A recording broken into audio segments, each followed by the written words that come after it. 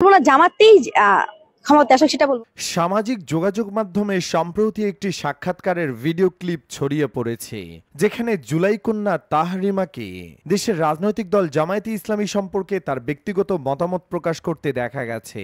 তার বক্তব্য ঘিরে নেটিজেনদের মধ্যে ব্যাপক আলোচনা ও মিশ্র প্রতিক্রিয়া তৈরি হয়েছে। ভাইরাল হওয়া ভিডিওতে দেখা যায় এক গণমাধ্যম কর্মী তাহরিমাকে তার রাজনৈতিক পছন্দ সম্পর্কে প্রশ্ন করলে তিনি জানান, ব্যক্তিগতভাবে জামায়াতে ইসলামের কিছু নিয়মকানুন তার ভালো লাগে।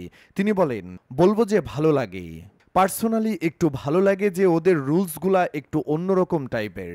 আধুনিক পোশাক পরিহিতা তাহরিমা নিজের অবস্থান পরিষ্কার করে বলেন, জামায়াত ক্ষমতায় এসে যদি মেয়েদের জন্য বোরকা বা হিজাব পরা বাধ্যতামূলক করে তবে তা মেনে নিতে তার কোনো আপত্তি নেই।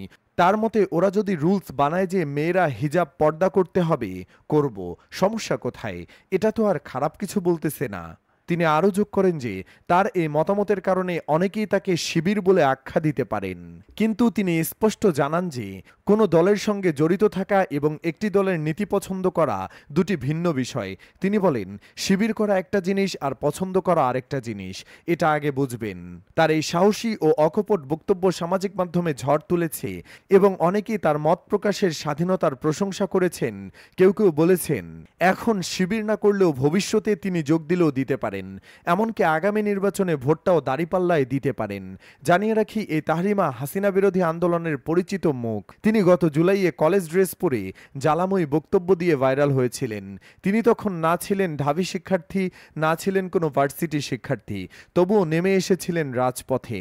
অনুসন্ধানে জানা যায় আলোচিত এই তরুণীর নাম তাহরিমা এবং তিনি উত্তরা হাই স্কুলের একজন ইন্টারমিডিয়েট শিক্ষার্থী। তিনি গত জুলাই মাসে তৎকালীন সরকার বিরোধী আন্দোলনে সক্রিয় ভূমিকা রেখেছিলেন। কলেজ ইউনিফর্মে তার দেওয়া সাহসী বক্তব্য তখনও অনেকের নজর কেড়েছিল। সম্প্রতি জুলাই ফাউন্ডেশনের অফিসে গিয়েও তিনি আলোচনায় আসেন।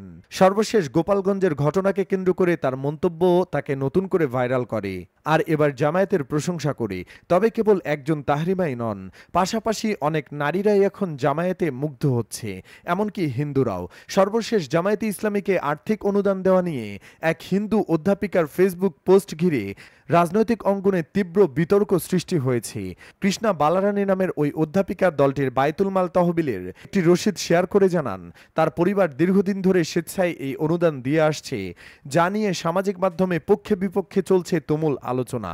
অধ্যাপিকা কৃষ্ণা রানী তার ফেসবুক পোস্টে জামায়াতের রাজনীতির প্রশংসা করে লিখেন, অন্যান্য দলের নেতাকর্মীরা টাকা সম্পদের পাওয়ার জন্য রাজনীতি করে আর জামায়াত কর্মীরা টাকা সম্পদ দলে দিয়ে রাজনীতি করে। এই পোস্টটি ভাইরাল হওয়ার পর একটি পক্ষ যেটিকে জোরপূর্বক চাঁদা আদায় বলে প্রচার শুরু করে। এর জবাবে কৃষ্ণা রানী বিষয়টি পরিষ্কার করে লেখেন, অনেকে বলছে জামায়াত জোর করে আমাদের টাকা নিচ্ছে, আসলে বিষয়টা একদম ভিন্ন। আমরা জামায়াতকে সদিচ্ছায় দিয়ে থাকি এবং এই টাকাগুলো আমাদের সমাজের কল্যাণের জন্যই তারা ব্যয় করেন।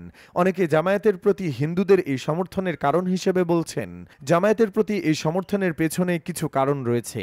বিশেষ করে যখন দেশের বিভিন্ন স্থানে হিন্দুদের বাড়িঘর ও মন্দিরে হামলা হচ্ছিল, তখন জামায়াত শিবিরের নেতাকর্মীরা অনেক জায়গায় সংখ্যালঘুদের রক্ষায় এগিয়ে এসেছিলেন। এই ঘটনাগুলো সংখ্যালঘুদের মধ্যে জামায়াতের প্রতি এক ধরনের আস্থা তৈরি করেছে বলে উল্লেখ করা হয়। এই ঘটনাটি জামায়াত ইসলামীর সাংগঠনিক অর্থায়ন ব্যবস্থা বায়তুল মালকে নতুন করে আলোচনায় এনেছে। বিশ্লেষকদের মতে কর্মীদের কাছ থেকে সংগৃহীত এই অর্থই দলটির মূল চালিকা শক্তি। এই ব্যবস্থার কারণে বিভিন্ন সময়ে আর্থিক প্রতিষ্ঠানগুলোর ওপর সরকারি নিয়ন্ত্রণ সত্ত্বেও দলটি সাংগঠনিকভাবে টিকে থাকতে সক্ষম হয়েছে। একই সাথে এই পোস্টটি সংখ্যালঘু সম্প্রদায়ের একাংশের মধ্যে দলটির প্রতি সমর্থনের বিষয়টিকেও সামনে এনেছে, যা দেশের প্রচলিত রাজনৈতিক সমীকরণে একটি নতুন মাত্রা যোগ করেছে। বন্ধুরা, জামায়াতের প্রতি মানুষের যেভাবে সমর্থন বাড়ছে তাতে খুশি নাকি নারাজ, কমেন্টে জানাতে পারেন যার যার অনুভূতি। ভিডিওটি ভালো লাগলে চ্যানেলটি সাবস্ক্রাইব করুন। আল্লাহ হাফেজ।